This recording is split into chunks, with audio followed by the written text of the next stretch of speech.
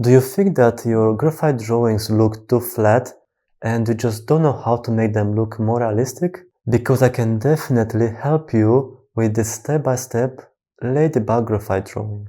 I'll show you how to draw realistic ladybug in graphite with simple shading, blending, and highlighting techniques that make it pop off the page. I'll be using standard graphite pencils plus a few special tools, but don't worry, these techniques will work with any brands you already have.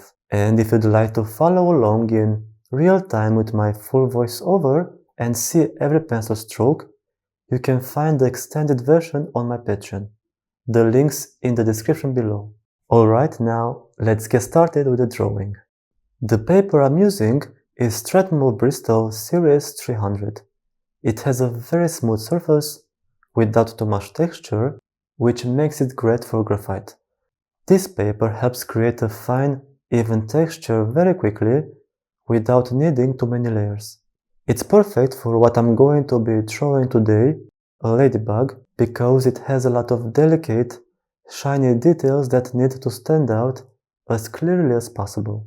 This pencil is really matte, which makes it great for adding strong contrast in graphite drawings.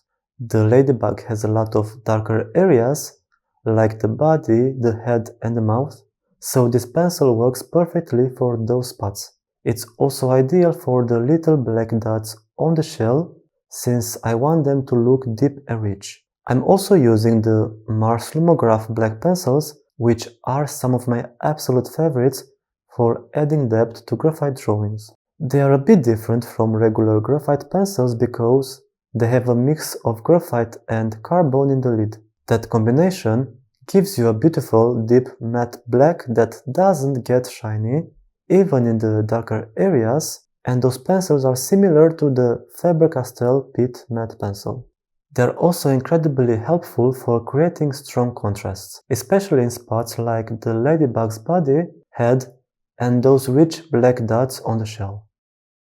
I'm also going to use the Staedtler Full Graphite pencil set, which is really versatile and very fun to work with. These pencils are made entirely of graphite.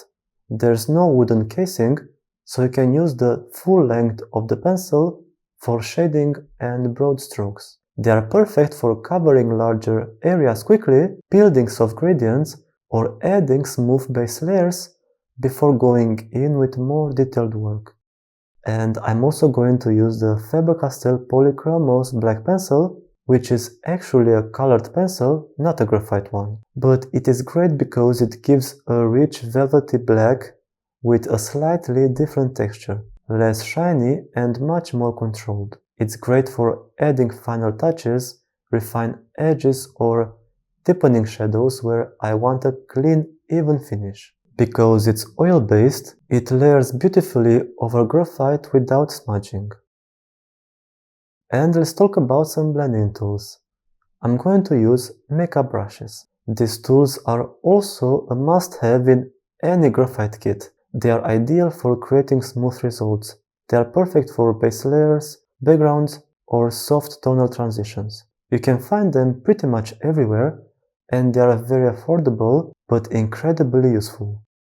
And I'm going to use blending stumps as well. These are basically the opposite of makeup brushes. They create a stronger impact and darker areas, which helps build really nice contrast. Because they are very firm, they push the graphite deeper into the paper's texture, leaving a much richer and more intense tone. They are also very affordable and easy to find, definitely another must-have tool for any graphite artist. And now let's talk erasers. The erasers I'm using are the Tombow Mono Zero and the Kneaded Eraser. Each one has its own role. The Kneaded Eraser is great for creating soft, subtle highlights in larger areas, while the Tombow Mono Zero is perfect for strong, precise highlights in very narrow areas. I'll also use a sandpaper pad, which is an unusual tool for graphite. This tool is great for making your own graphite powder. It's actually meant for sharpening pencils instead of using a regular sharpener, but it has a very nice bonus. While you sharpen, you can collect the leftover graphite dust, store it in a small container, and use it later on for shading or to create soft backgrounds. You'll also need a small container. This small container is used to collect the graphite powder that's left on the sandpaper pad. It's really simple. Just hold the sandpaper pad over the container and gently tap it with the back or front of your pencil until most of the powder falls inside.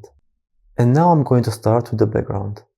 For the background, I started by using the graphite powder I made earlier to build up the first base layers. I applied it with makeup brushes. They are perfect for spreading the graphite smoothly and blending it softly into the paper. Once I had that base in place, I began darkening certain areas using my pencils to add more depth and contrast. Then I blended everything together, both the lighter and darker areas, to keep the background soft and even. Next, I used the kneaded eraser for some subtle highlights and the Tombow Mono 0 for sharper, more precise ones. This helps to add a bit of texture and variation so the background doesn't look too flat. The background itself is really important because it makes the ladybug stand out. It helps it pop off the page. I always like to start with the background first. It's like creating a sort of frame around the subject, which helps me focus better on the main details once I start working on the ladybug. Then I move on to the base layers. For the base layers, I started with the leaf first and then move on to the ladybug. I like to begin with the background elements around the ladybug because it helps set the lighting and overall tone of the drawing. It also gives me a better sense of contrast before I start adding details to the main subject.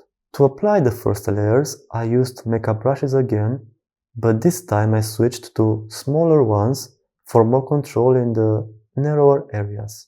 They are great for spreading graphite smoothly and evenly, especially when you want a soft transition between light and dark tones. I also used blending stamps for the darker areas.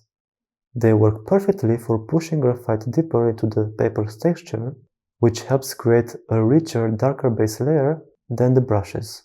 The brushes give a softer, lighter texture, while blending stamps bring in more depth. So combining both gives really a nice balance.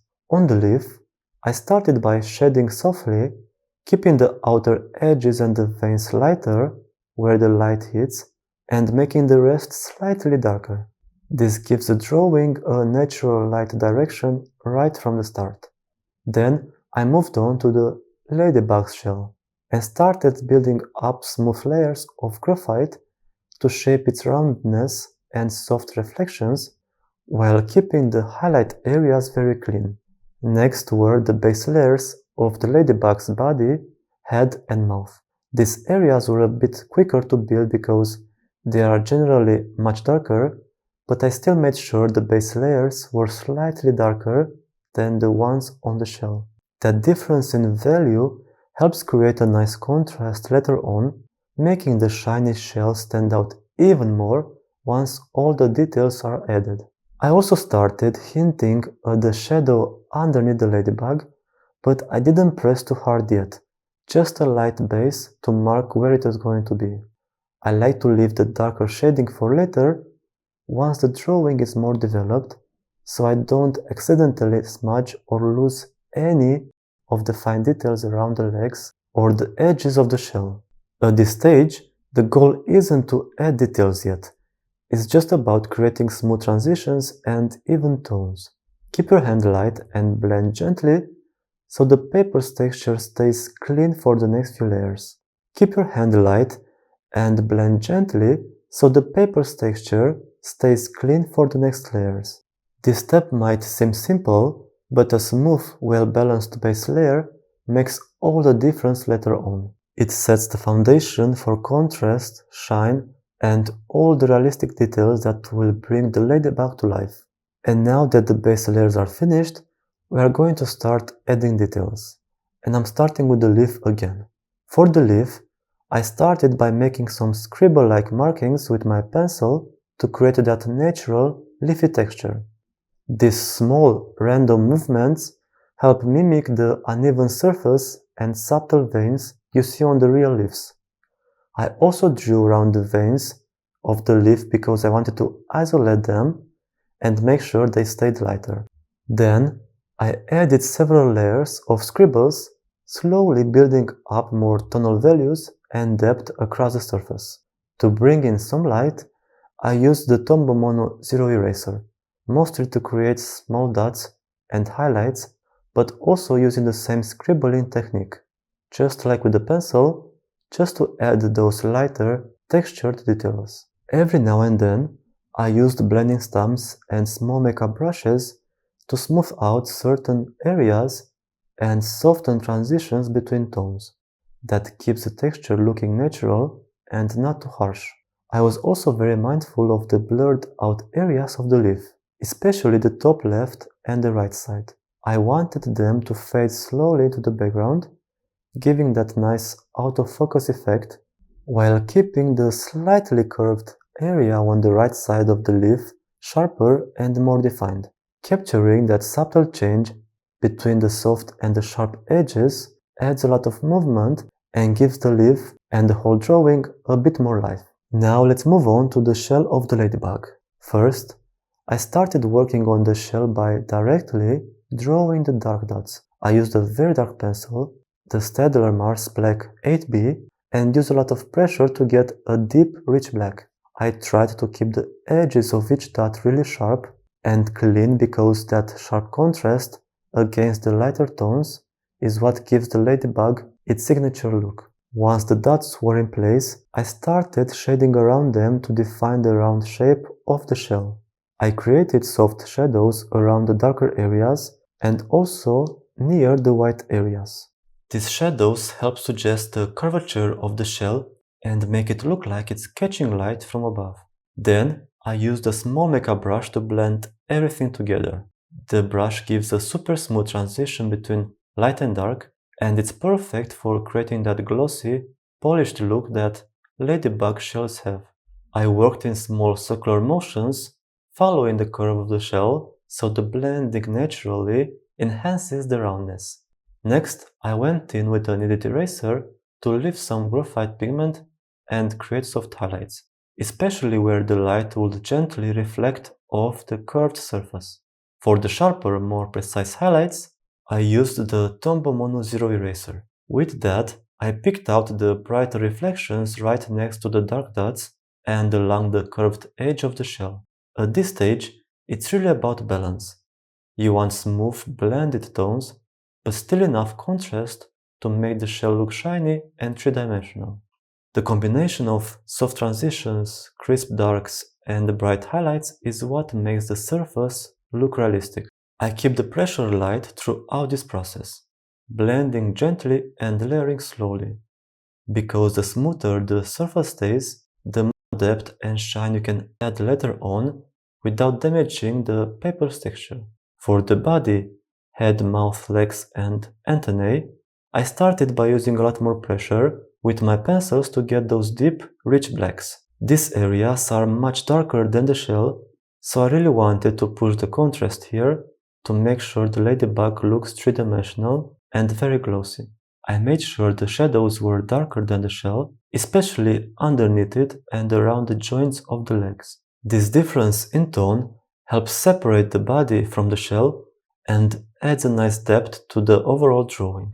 Just like before, I used both the Tombow Mono Zero Eraser and the kneaded one to lift out highlights and create that subtle shine across the surface. The kneaded eraser is great for soft, diffused reflections, while the Tombow Mono Zero is perfect for sharp, bright highlights, especially along the edges of the legs or the glossy parts of the body, head and mouth. Here, contrast is everything. The deeper the blacks and the cleaner the highlights, the more realistic and lifelike the result will be. I also made sure to preserve the small white areas right from the start, by working carefully around them so they stay clean. In some of those lighter areas, I added very soft shadows to suggest reflections or slight curves in the surface just to avoid them looking too flat.